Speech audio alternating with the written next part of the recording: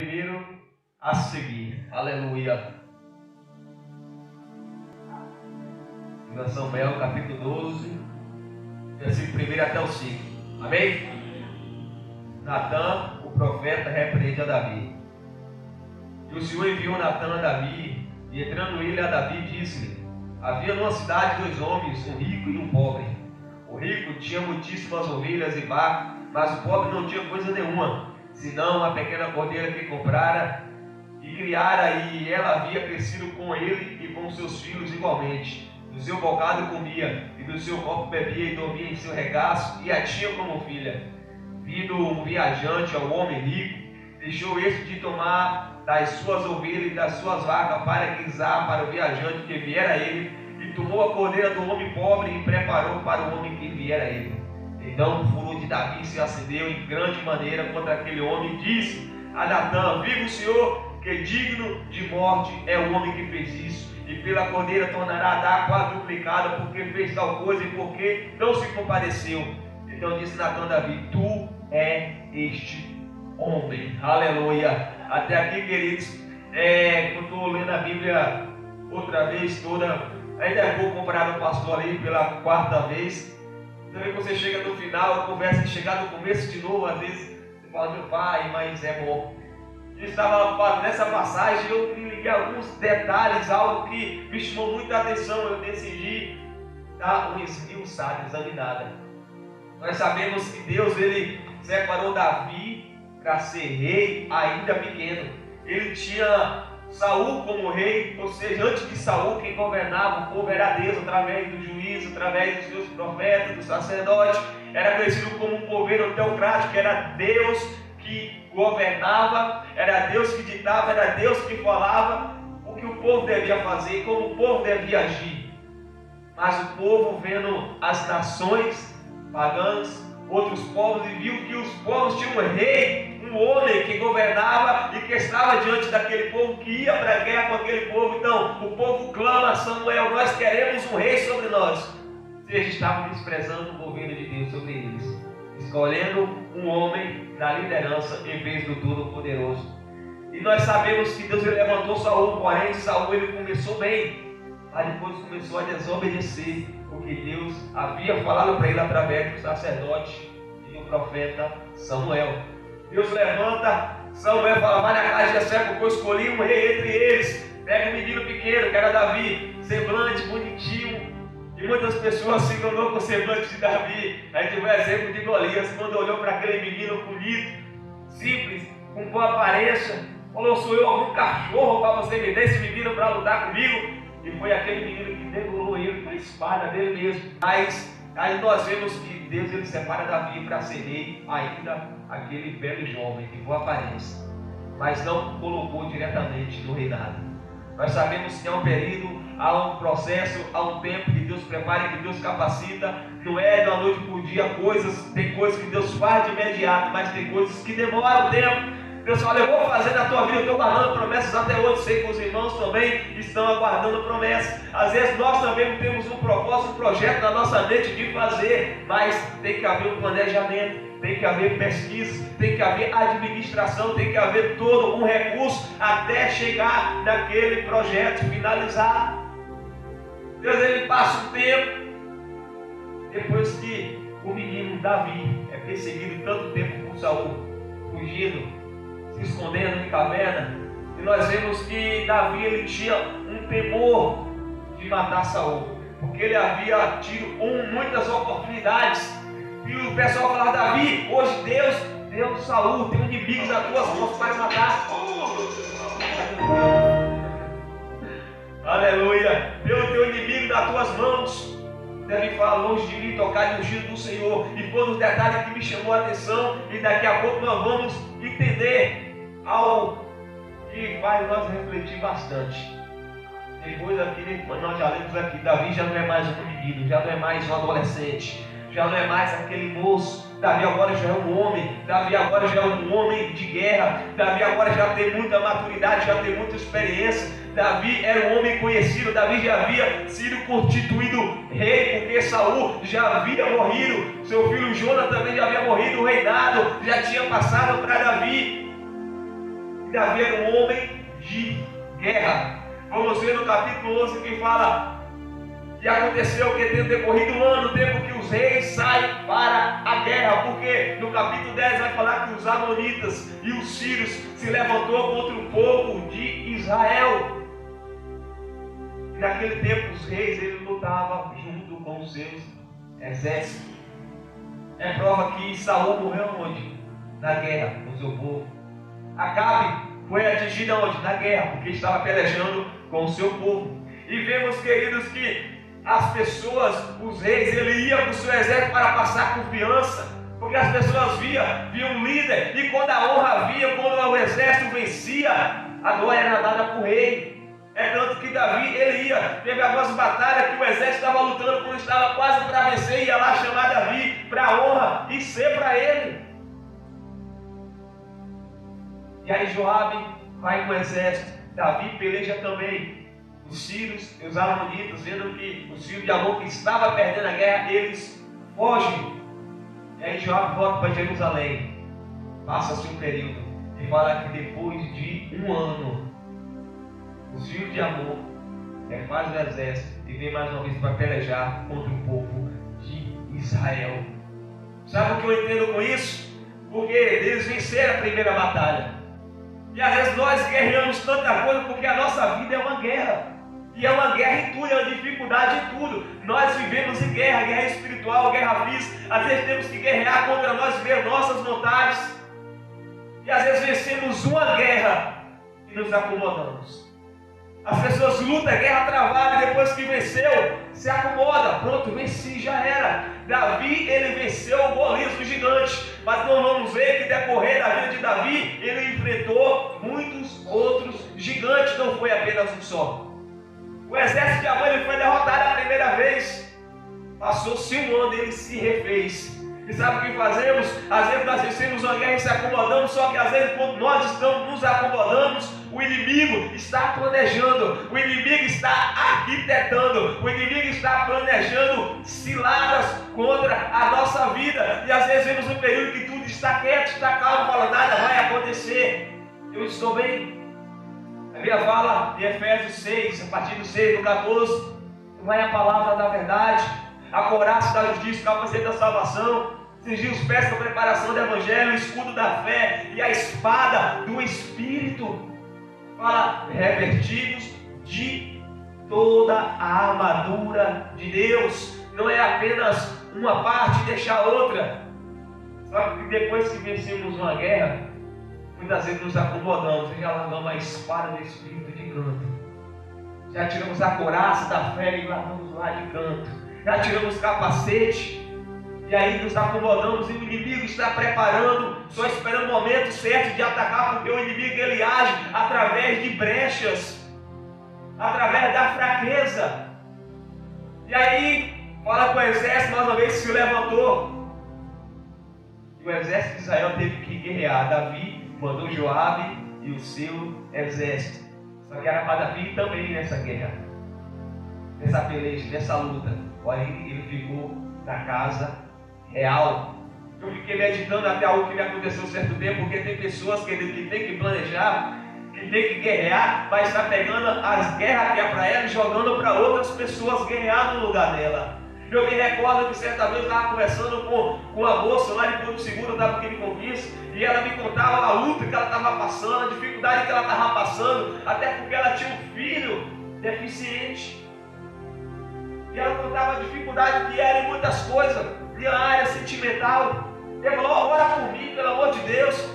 E eu falei, tá bom, eu vou orar, porque ela está precisando. Só que enquanto eu orava, eu olhava nos status, estava bebendo, dançando, sério mesmo.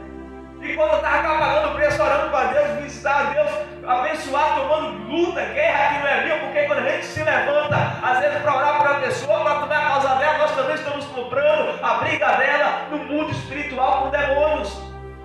E quando estava orando, estava bebendo, estava dançando, curtindo festa, eu estava tomando uma guerra, não era para mim. E quem devia guerrear, lutar de verdade, estava de braços cruzados. Nós sabemos que a Bíblia fala, orai uns pelos outros. Só que tem muito irmão, vocês oram por mim. e não ora. Faz isso por mim, mas não faz nada. Ó, faz uma campanha, mas não faz uma campanha. Olha pela minha vida, mas não droga os joelhos no chão. E é desse jeito. É o dente cocar. E é dessa forma Davi devia ir para a guerra. Porém ele mandou Joabe e o exército ir para a guerra e ele ficou no palácio. Nós bem conhecemos a história. Se Davi tivesse ido para a guerra, ele tinha evitado muitos acontecimentos ruins da vida dele. Como esse que nós vamos ver agora. Tinha uma irmã lá chamada Helena, tem ainda, que está viva, graças a Deus. Essa irmã morena, o jeito dela tinha era a porteira da igreja do ciclo de oração. Ela fecha o olho aí, vai orar. E nós meninos, acabou a gente e ela começou a ficar lá sonhando. Ninguém bagunça. Ficava com medo, né? E ela dizia: ó, mente vazia é a oficina do diabo. Nós devemos se ocupar com as coisas de Deus, porque se nós desocuparmos, a mente vai se ocupar com alguma outra coisa. É tanto que eu falo que quando eu comecei a trabalhar, eu ficava tão focado na função que eu estava, que de noite era só sonhando com aquilo. Por quê? Porque minha mente estava focada naquilo que eu estava fazendo. Se nós focarmos nas coisas de Deus, vamos pensar naquilo, vamos falar naquilo. Davi ele não foi para a guerra. Ele ficou no palácio, enquanto as pessoas estavam guerreando na luta dele. E assim, uma certa tarde ele estava passeando no palácio depois de ter tirado uma soneca, dormido. E olha pela janela e vê uma mulher tomando banho. E o que ele fala? Vai lá puxar o currículo daquela mulher lá. Quando alguém lá, quando o cara vem da notícia, só falta dizer o CPF da mulher. Ou é filha de fulano, é filha de ciclano, ou é mulher de fulano aí. É mulher de Urias, vendeu do exército. Então faltou passar o RG e o CPF para Davi. O que acontece? Davi vai lá e manda chamar a mulher. Deita-se com ela, tem relação com ela. A Bíblia fala que logo assim de um pequeno palavra para outra, que a mulher fala: estou grávida. Mas a gente vê que para a mulher ela perceber que ela está grávida, ela tem que ver a barriga crescer. Até porque naquele tempo não tinha tecnologia, não tinha aquele testinho de farmácia. Você imagina ela vendo a barriga crescendo. Ixi, meu esposo está lá na guerra, guerreando. Está lá na peleja. Mas não estou vendo que eu concebi. Vou avisar Davi. O que acontece? Davi agora é o crime premeditado. Ele pega e manda chamar Urias. Vai, tira o homem da guerra, tira o homem da guerra, manda ele, chama ele lá, mandou um homem, comeu, bebeu, falou: vai para tua casa, vai lavar teus pés, fica com a tua mulher. Mas eu fiquei prestando atenção de alguns atributos que ali tinha. Urias era fiel, ele tinha fidelidade ao exército de Davi, ele tinha fidelidade ao rei, ele tinha fidelidade à função que ele fazia. Pensa em um homem na guerra, com início de vida, ele fala: eu não vou para minha casa não. Como posso eu ir para minha casa, deitar com a minha mulher, se o exército, o povo está lá guerreando? Davi vai embriagar o homem, para ele ir para casa, e o homem fica lá na porta dormindo com o cego. Fala: rapaz, não tem outro jeito não. Vai ter que fazer aqui alguma coisa, chamada crime premeditado. É quando pensa antes de fazer. Chama Joabe. Olha, coloca Urias na frente onde a batalha é mais intensa. Ou seja, para quê? Para não morrer logo. O interessante é que Davi faz a carta para ser entregue a Joabe pelas mãos de quem? Do próprio Urias. Ele estava levando a mão dele sem saber a sentença de morte. Ele estava levando na mão dele a carta onde estava tudo premeditado, que era para ele morrer. Se fosse outra pessoa, abria a carta e iria no caminho. Misericórdia, não vou não. Sabia de tudo. Eu falei: o homem, ele era tão fiel a Davi, ele tinha tão temor, que ele não abriu a carta. Se ele disse, ele ia para lá, ele ia descobrir tudo o que tinha acontecido. Quando eu era mais jovem, morava na fazenda lá, tinha uma moça na fazenda mais embaixo, que namorava com o rapaz na fazenda onde eu morava lá em cima. E às vezes eu descia de bicicleta para ir para a cidadezinha Palmira, e na volta ele ficava esperando eu passar para entregar a carta da minha mão, para entregar para ele lá. Era brincadeira, né? Mas eu entregava. Muitas cartas não sei o que estava, mas eu não entregava.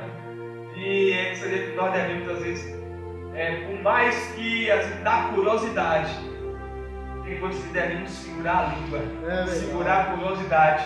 Porque eu falo que eu tenho coisas guardadas de irmãos que confessou para mim, até irmãos que hoje não estão mais em vida. Eu nunca falei para ninguém. Mas eu vou dizer para você que é fácil guardar segredo, não é não. Olho ouviu, boca viu. Você acha que é fácil a curiosidade bater e você não fala, vou dar uma olhadinha? É difícil, queridos, mas é essencial. É por isso que nós devemos vigiar, estar atento, porque é pequenos detalhes que nos comprometem. É verdade. Urias, ele fez a parte dele, mas ele não sabia o que estava ali. A palavra fala que Joabe colocou ele na parte mais onde estava intenso, desde que ele foi atingido pelos flecheiros. E ele ia correspondência de volta da notícia a Davi. Só que aquela coisa, queridos, tem coisas que é feito publicamente, tem coisas que é feita no oculto. O que é feito publicamente, as pessoas veem. Se eu sair na rua e dar um grito, as pessoas vão ver, vai chamar a atenção. Mas se eu entrar na minha casa, fechar a porta e orar em secreto, só Deus ele vai ver. Tem coisas que as pessoas não veem, mas tem coisas que Deus ele vê.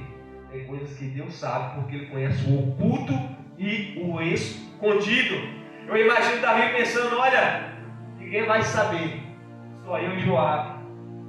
E quem mais? Não vai acontecer nada. Só que ele esquece que lá em cima tem um Deus que tudo vê. No final do artigo ele fala assim, olha, às vezes a gente vai fazer alguma coisa assim que não é permitida, a gente olha para um lado, olha para o outro, mas esquece de olhar para cima. O Senhor está aí me olhando, né?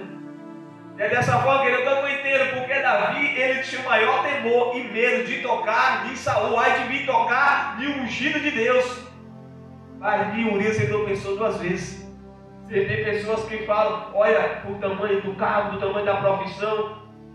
Fala, não, fulano não. Mas quando é um pequeno, quer pisar.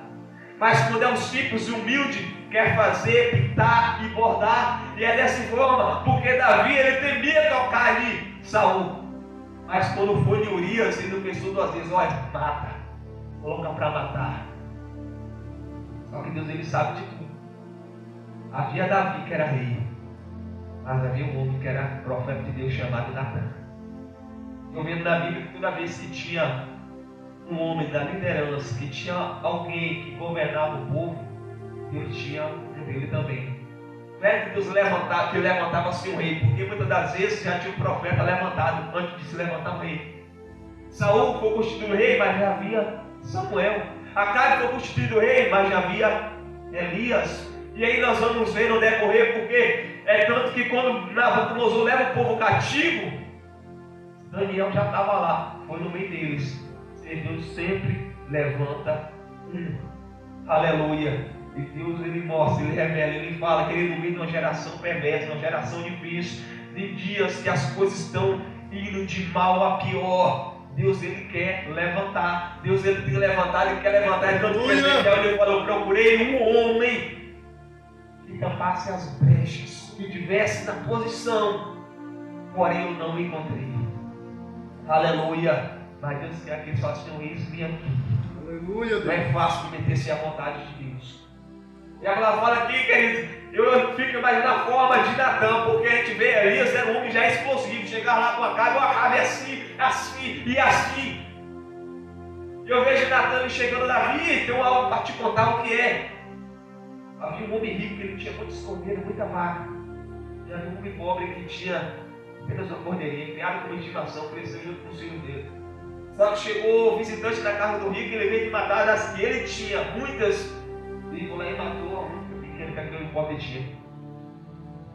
E aí a palavra fala que Davi, ele se enche de furor, ficou zangado. Eu digo de morte a esse homem, só que entenda a coisa. Davi estava zangado com furor dele mesmo, mas ele não sabia. Davi disse que aquele homem era digno de morte, mas ele estava falando dele mesmo. O profeta Natan fala, Davi, esse homem é você. Você sendo rei, você tinha a mulher que você queria, mas foi lá e pegou a única de Deus. Ou seja, a palavra fala, examina o homem a si mesmo. Tem pessoas que falam, fulano é fofoqueiro. Mentira, fofoqueiro é ela. Tem pessoas que falam, fulano é ruim. Mentira, ruim é ela. Davi estava falando, esse homem é digno de morte. Esse homem é você. Davi se irritou, ficou enfurecido com raiva daquele homem, da parábola que Natan contou. Mas ele estava com raiva dele mesmo, porque o homem era ele. Eu falo, às vezes nós falamos tantas coisas, fala de mim, conversamos tantas coisas, até de vida de terceiro, porque nós conversamos mesmo.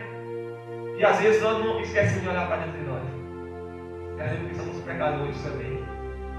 E às vezes, queridos, a palavra fala que Natan chegou e falou assim: Davi, você fez escondido do povo de Israel, mas não fez escondido de Deus. Você ocultou isso aí de todo o povo. Alguns sabiam, mas esqueceu. É tanto que Davi, ele vestia a estola sacerdotal. Davi, quando ele ia para a guerra, ele consultava a Deus. E eu fiquei imaginando, será que ele pensou que isso ia ficar em oculto? Ele veio sabendo que Deus sabe de tudo. E aí o que acontece? Natan fala: olha, Deus, ele te perdoou, só que a espada nunca vai sair da tua casa. Ela está 6,7, a lei da semeadura. Se não me engano, passou por entrar o semente que ele estuda. Fala que Deus, ele é tão bom que permite que nós plantamos o que a gente quiser, mas ele é tão justo que ele permite nós colhermos exatamente o que plantamos. Deus, ele perdoou Davi, foi o homem segundo o coração de Deus, mas o que ele plantou, ele ia colher. Se você ver a história, foi o irmão pegando a irmã, foi outro irmão se vingando da irmã, matando o irmão, foi Joabe matando o filho de Davi, o mesmo filho que queria matar ele, que era o pai dele. A espada ficou na casa de Davi.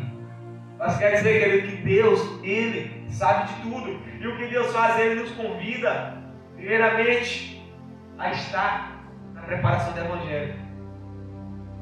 Ele nos convida por quê? Porque o inimigo se levanta sempre. Ele perde um aqui, mas ele não desiste. Satanás, ele já é derrotado, mas ele desiste. Não desiste, todo dia está insistindo, está investindo com os dados inflamáveis, com as obras dele. Por isso que a palavra fala: ó, está revestido de toda a armadura. Também se prepare, guerreia as lutas que é para você, as guerras que é para nós. As pessoas podem nos auxiliar? Pode, porque o rei ia para a guerra, mas tinha um povo com ele. As pessoas podem nos apoiar? Pode, mas as nossas guerras, se nós não guerrearmos, quem é que vai guerrear? Por dito aqui, se não matar um leão por dia, às vezes no dia seguinte serão 2. Guerrear não é fácil não, mas devemos guerrear, colocar a mão no arado e nunca se esquecermos, querido, que Deus, ele sabe de tudo. No momento de provação, a gente sabe que a vida é assim mesmo.